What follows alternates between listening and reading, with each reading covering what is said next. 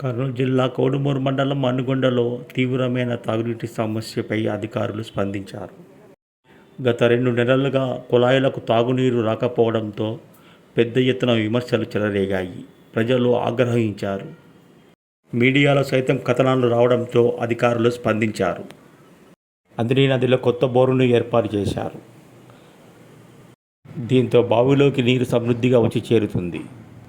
బావిలో ఉన్న తాగునీటిని గ్రామంలోని ట్యాంకర్లకు ఎక్కించి కుళాయిల ద్వారా నీటిని విడుదల చేశారు. దీంతో గ్రామస్తులు సంతోషం వ్యక్తం చేశారు.